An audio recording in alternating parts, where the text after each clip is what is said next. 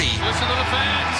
Fan podcast. It is the Triple M Footy Fan Podcast back after a week off because we just couldn't be bothered really last week. So we're here again. We have a date that Footy's going to return June 11th, Thursday night. It's going to be massive. We absolutely can't wait. But there's not a lot of footy to talk about. So we are going to revisit today, boys, some of our favourite Triple M on-field calls. Might leave the off-field stuff, stuff from the rub, stuff from pre-game for another time, stuff from post-game. Hint, hint, for another time. But as I say, g'day to you, Rudy. Hello there, Rabsy. How are you? Good, mate. Ethan?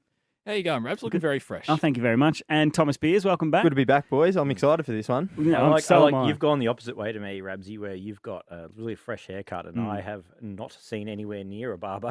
No. For some time. Rudy Hussain over there. You've gone full Happy Gilmore caddy. Yeah. You can almost plait that. Yeah, could do. I've been just twirl straighten it and see how long. As I mentioned today, we are doing our favourite on-field calls. We've got 10 of them. So if you're just listening to this on your iPhone or in your car, make sure you brace yourself because it's going to be a ripper. And Rudy, reluctantly, I pass the new ball to you. It's the four-piece kookaburra. Yeah, so we're doing, we picked two each, and then Rabsy and I couldn't resist a captain's call each. And my favourite ever Triple M footy commentary is Tom T-Bone Hawkins taking grab after grab at the end of the 2011 Grand Final. Kelly, long and high inside 50. Here he goes again. Look at the T-Bone. They got to get Reid off him. They have to get Reid off him because Handball off to Stevie J, and there's a goal. T-Bone Hawkins is tearing this game to shreds. Get around him, Get around him. 14-9-93 Geelong, 12-6, 78 Collingwood. You heard the man. Get around him. Nah, that's too traumatic for me and is, Rabs by yeah. the looks of him over here as well. I remember where I was. I was at my mate Ryan's house, and we were up, but I knew that Geelong were going to come, and then I was the only Collingwood fan there, and geez, did I cop some shit. Yeah. Oh, yeah, I bet you did. So They nailed it by saying get Reid off him because he was on one leg and he was shot. Yeah. Well, that was really, really ugly to watch at that point.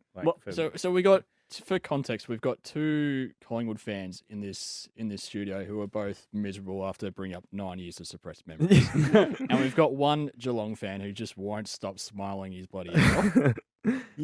And we got one Melbourne fan who can't remember success. Well, I'm going to take that because it was a Collingwood loss in a final, which, hey, if we're going to grab some losses in Collingwood grand finals, we could spend a 3-hour podcast, to be honest with you. I'm going to use my captain's call for a preliminary final. I want to harp back to Collingwood versus Richmond, born in the USA, Mason the big man Cox. Cox is deep again. He comes out. Oh! This time he's taken a hanger, Mason Cox. And he just looks at everyone as if to say, what did you expect from me, Brownie? What did you expect from him, Brownie? He was the best player in the league that night. You've picked us back up. It was huge. You've got us back on track. I remember that grab because it was on top of Trent Cotchin's head, which is, he's got a great head to take a hanger on because he's perfectly flat. You can just get an absolute perch on that. You can set your watch to it. You can. Rance was out the back complaining about getting pushed out by Quadzilla Brody Mychik, which he probably was, but it doesn't matter. Because Mason Cox tore that game to shreds. I will have to preface this by saying we did go on to lose another grand final in between Richmond winning 2 grand finals. We did everyone a service that night, though, because Richmond definitely would have won 3 in a row. I don't reckon Collingwood's ever had more fans. Yeah, I don't think so either. It was an awesome game. I remember going to one of the bars in the MCG after that game, and they let people drink in the MCG until well after midnight. And I was like, this is unheard of. This is Yeah. unreal. Did he take 9 contested marks that night? It was something ridiculous like that. On Alex Rance. We were just getting. I remember every time we got the ball at about the 80 metres from goal, it's like, let's just kick this as high as possible. So, like, nice little 9 irons, straight up, straight down. And it was like, he's just going to mark it. It was unbelievable. It was and the awesome. crowd that night was unreal. He was just destroying backs as well. Yeah. He was just coming down with a footy and everyone's going, what? Who is this? Yeah. And they flashed to his dad, who looks like who's Richo from the horse racing tipster? Yeah. Mason Cox's dad looks like Richo. Yeah. And he's just filming the crowd with his iPhone. It's just like, you were in Texas like 3 days ago. Yeah. But that finishes our captain's calls. We are going into our top 8 because there's 4 of us here. We get 2. And we're going to throw it to you, Beersy, because this is another grand final moment. synonymous with recent history as well. Two of the best teams from recent memory, Hawthorn versus Geelong. What year are we going to? We've got the '08 granny, and Stewie Dew, as you mentioned, he just ripped it apart in that third quarter. This was one of my earliest kind of Triple M footy memories. I'll throw to the grab now. Dropping the footy though was Taylor. He's going to be dispossessed here. It's picked up. Around the body goes Stewie Dew. Look at that! They've picked 4 in a row. The Hawks have got this one by the pills. Got this one by the pills. That was Absolutely had it by the pills as well. that's when you knew they'd won. Like it was like Geelong was so good that year, but it's like, oh, they're Geelong, they're gonna come back. But then it's like it's too far gone now. It's just too much of a bridge to cross. It was his third quarter, wasn't it? It was, yeah. So there's a really famous package in the US in the NBA. Tracy McGrady, Houston Rockets legend, played a few games for Raptors as well. He scored 13 points in 33 seconds. Stewie Dew's third quarter is as close you're going to get to a footy version of 13 points in 33 seconds. An old kind of off the scrap heap, 120 kilos Stuart Dew ripping a grand final He was apart. Genuinely, when Clarko called him at the end of '07 and said, come back, he said, Clarko, I'm 130 kilos. And he literally was. And then he was like still had a visible gut, and he's just tearing the best side of the modern era. One of the best sides you've ever seen apart on grand final day. Dismantled them. He was stretching an XL jumper. Anyone who's played country footy knows that every club has a midfielder like that. Who's fat as fuck. Excuse the language there. But dominates. And then just punches darts and eats pies and beers. Beers. You know, he's just got small blokes just bouncing off him. And you love to see him dominating the big leagues. It was an incredible 5 minutes. Well, Heater, I'm glad you piped up because you have number 7. What have you got for us here? Unlike you guys, you guys have gone for your easy prelim and grand finals. Mine took place on a lukewarm Friday night in April in Adelaide. Thursday night, actually. Thursday night. Who cares, really? It was a night. It was a night. It was an Adelaide night, and it was Paul Seedsman getting stretchered off by. The driver's going past every player off the ground so they can give him the goodbye, mate. Go the most direct route, mate. He's actually stopping as players come up now. You're going in the wrong direction, mate. Over there is where you've got to go, and he's done a 90-degree turn. He's completely lost focus. He hasn't got the GPS on. And he's getting the Bronxies from the crowd now. They've had enough. He's getting a bit of me time. Oh, my goodness. My goodness. Oh, he's getting heckled too. Now he's copping it. Oh, and he's had a look at the crowd. He almost put the finger up. It's vintage Brian Taylor, how he just focuses on one little thing and just exploits it for 2 minutes. That was as good as it gets. Root was quite good in that as well as a bit part player. I do. Yeah. did like Paul Seedsman, he's got a bit of me. he thankfully didn't do his ACL. He hadn't done his But he might be the first person in history to have wished he'd done his ACL after that send off. The amount of attention. All the players are coming up to him. He was waving goodbye to the crowd. It took 17 and a half minutes to get off. And he was back 5 weeks later. Kicking torps. I'm pretty sure. I'm pretty sure at the end of that, the cart didn't fit down the race. It was trying to go down. They had to carry him. He ended up walking off. Yeah. He was walking down the race. Everyone had a mare. Except BT. Except BT. He made the most. He's a ripper seed as well. Man. It's back to me now, and I've gone with another Geelong one. And this we didn't. We don't have a live call of this game because there was no Triple M footy in 1989. But last year or the year before, we sat down. The boys sat down upstairs and recalled the 1989 granny off the TV. Oh no! And it's fair to say there's a point in the second quarter where Will Brownless does not cover himself in glory. Buckenara. Brownless might have just belted Buckenara. And he's down, Buckenara. Let's have a look at the replay here. No, don't look at the replay. To see if is it a bunny chop? Please don't Here look it at the is. replay. Bunny chop. Oh, he's getting a bunny chop on top of his head. As pathetic a blow as you've ever seen from a man. You can hear Bill throw his headphones down as he walks off. He actually, once he says, "Don't look at the replay," then he pretty much gets up and walks away. He's down, Buckenara. He's down, Buckenara. It's stuck into him. It's so good. And you've got to see the vision because it's just you can see Bill's I've got to use my, because they're being told get stuck into him physically, and you can see Bill, he wants to do that, but he also he doesn't really know how. So but he jumps in the air as well. And lands the faintest like little tap on their head. It's If you have heard that comedy. 1989 grand final replay, well, settle yourself in because there's going to be another replayed game as well, which features the Duck and Bill Brownless. oh boy, what game could that? Is that a little spoiler, Abs? No, not a little spoiler, but it might be coming little out. teaser. Might be coming out in a Don't few mind that. weeks. So Don't don't worry mind about that. People do say that Duck at halftime was on track to play the greatest game anyone's ever played. So there's a little teaser for you. Stay tuned. Easy boy. My grab is back to modern football and one of the most exciting players playing the game at the moment. Anyone who's listened to the Footy Fan podcast knows that, I'm maybe not the biggest fan of the Essendon Football Club, but I am a massive fan of Anthony McDonald Tippenwoody, and this is when he kicked his 7th goal in a game. Off a step, There he Tippenwoody's is. been enormous. Oh. Get going! Pick it up, get going, Tipper! Kick your 7th, has a bounce, straightens up, and there it is! 7 goals, Tippenwoody! Tipper. He's taken a monstrous amount of piss. There's not many players in the modern game who literally can win a game for their club off their own boot. Tipper is one of those players, and Essendon has needed him over the last couple of years to do that. He's great to watch. Yeah. Yeah, He had a day out that day. He did have a day out. You remember they were playing Brisbane, who ended up finishing second. Yeah, and he just kicked 7, tipped into 7, and just torched him on the G. I reckon we did a game last year. I think it might have been against North Melbourne where Tipper absolutely tore a game to shreds as well. Kicked the winner, didn't he? Yeah, he Yes. kicked the winner. Yeah. Yeah, and it was like ridiculous as well from the pocket. Yep, from the pocket. It was crazy.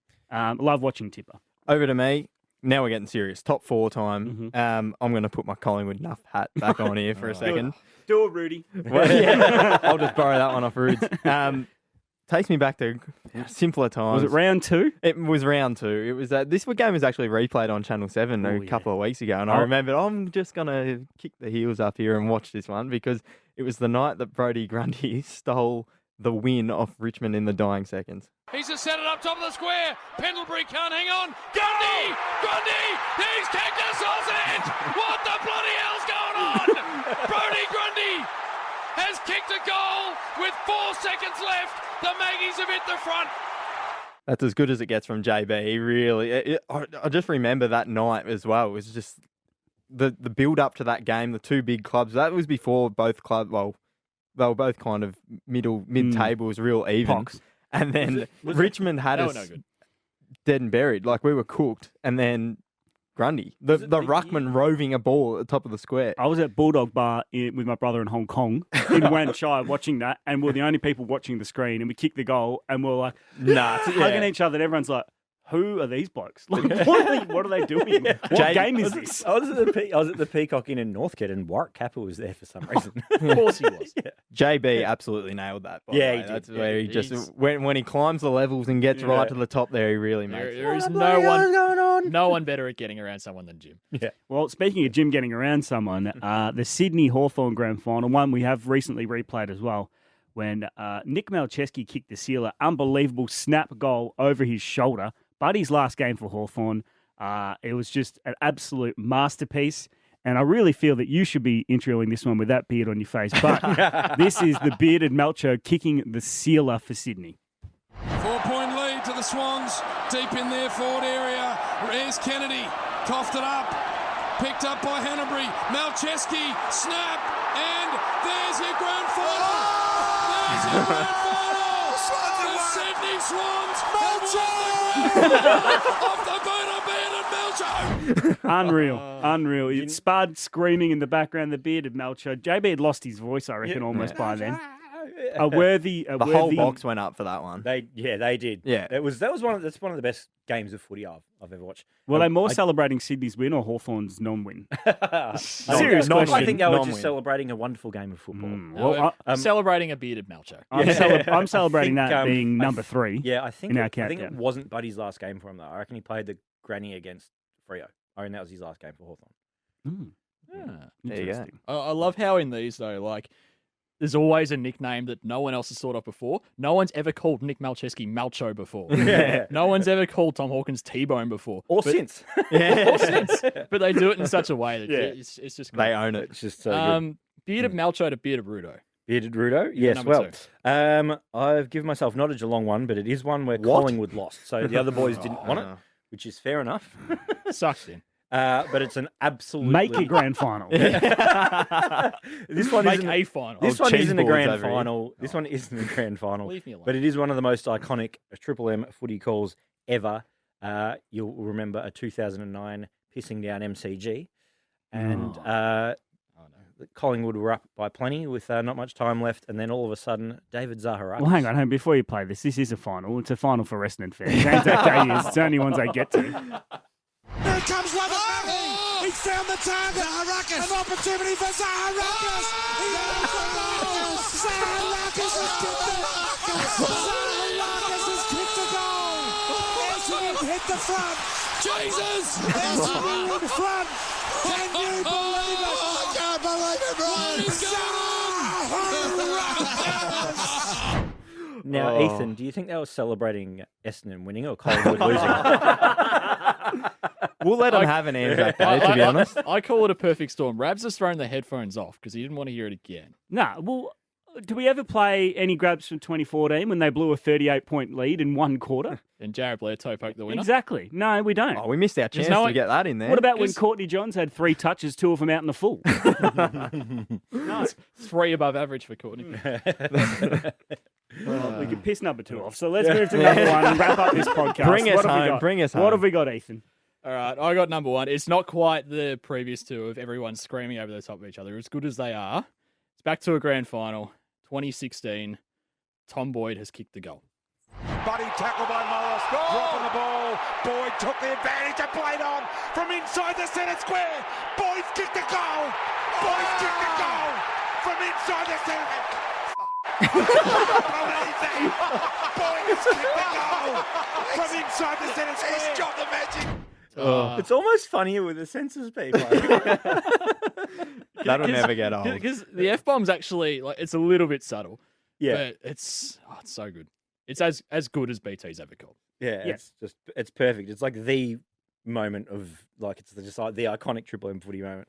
I love that Dennis called nailed the call on TV, but everyone remembers BT Yeah, as well. it does. So good. And that does bring us to the end of another Triple M Footy Fan podcast. Like I said, June 11. Bring the fader up, Beersy. Thank you very much, Never mate. wait for the first 6 seconds. June 11, we'll have some footy back Thursday night. Looks like Collingwood and Richmond's going to be massive. Until then, though, please enjoy this Footy Fan podcast. Enjoy the rub. Enjoy anything that we have to offer on Triple M. Make sure you rough hour. download our podcast. We're the Triple M Footy Fan podcast. We'll catch you next week.